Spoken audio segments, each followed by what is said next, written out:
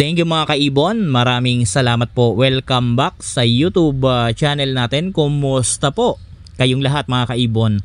For today's video, sasagot na naman tayo ng katanungan ng mga kaibon natin. Ito po, yung una na tanong sa akin ng kaibon natin. Ang tanong, okay lang daw ba na merong ilaw sa gabi yung mga alaga natin?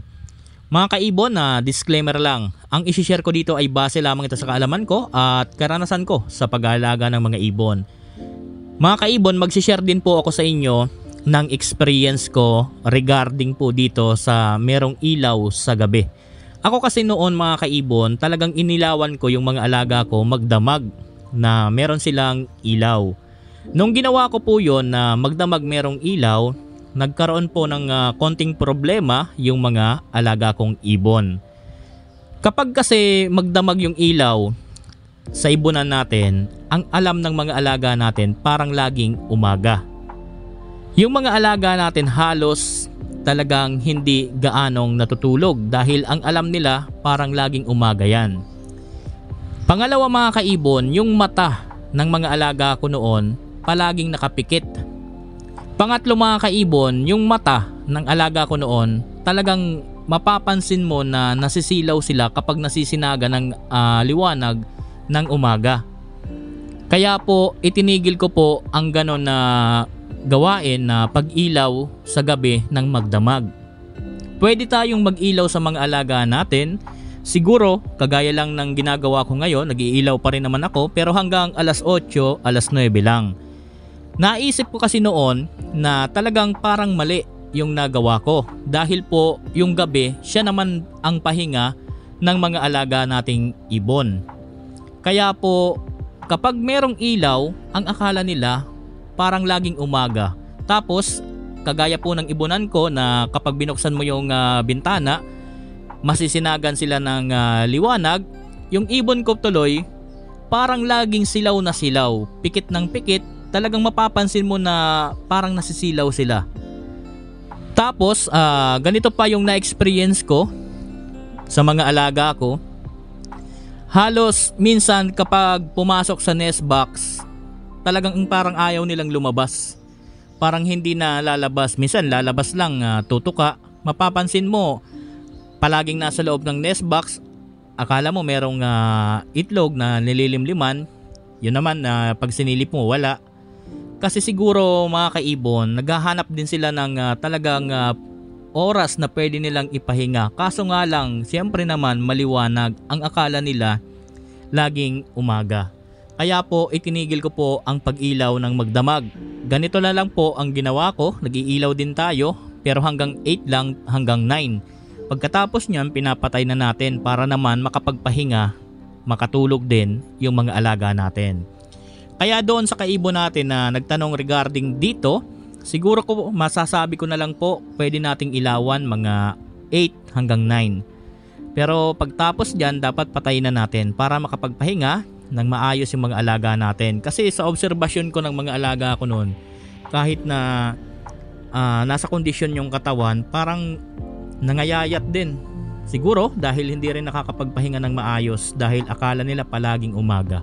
So yun po mga kaibon, ito po yung pangalawa na tanong sa atin. Medyo matagal na to pero sasagutin natin dahil po marami pa rin ang nalilito sa ganitong klase ng parisan. Ito po yung pangalawang tanong. Boss, tanong ko lang po, meron akong Parblu split ino na normal cock, tapos ang kapares din Parblu Opa na hen na split ino. Nag-anak po sila ng albino. Ano ba ang ID nila ng albino? So yung parisan ni Sir, Parblu split ino na cock. Tapos ang naging kapares niya Parblu din na opaline split ino na hen. Dito sa parisan na to, ang merong karga na opaline yung hen lamang. Lagi kong pinapaliwanag sa inyo na bawat parisan sa mga ganito, kapag po ang merong kargang opaline ay hen lamang at ang kapares na cock ay normal, wala po itong kakayanan makapagpalabas ng isang visual na opaline. Tandaan natin, tanging kak lamang ang merong kakayanan makapagpalabas ng visual sa mga opaline. Pwedeng gumamit tayo ng visual, pwedeng gumamit ng split opaline.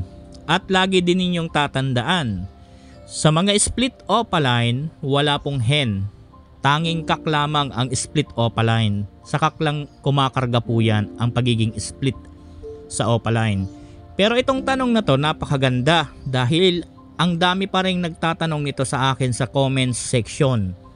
Regarding dito sa parisan na back-to-back par blue, nag-anak po ng non-visual par blue. Kapag po ang parisan po ninyo back-to-back par blue, nag-anak po ng non-visual par blue, ang ID po nun Bluetooth, mga kaibon. Siya po ang Bluetooth. Ngayon dito sa parisan na to ni Sir, back-to-back par blue, nag-anak po.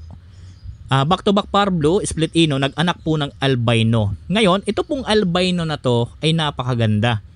Dahil po, itong albino na to, isa na po itong legit na Bluetooth. Ang ID po nito, kapag nag-kak, albino, split opa, Bluetooth.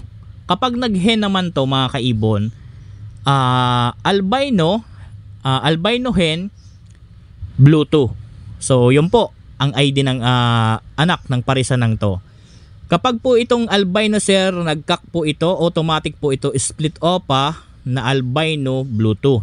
Kapag po nag-hen po ito, automatic po ito albino hen Bluetooth. Ang pinakang the best na ipares mo dito mga kaibon, kung mag-albino hen to, parisan nyo po ng opaline na par blue. Opaline par blue kak split ino. Napakaganda po nito. Or kaya naman itong albino mo, kung mag-kak po ito, automatic split opa po ito na albino Bluetooth. Napakaganda rin dito. Parisan nyo ng par blue, opaline hen, split ino. Halos po ang iaanak nito puro krimino sa visual.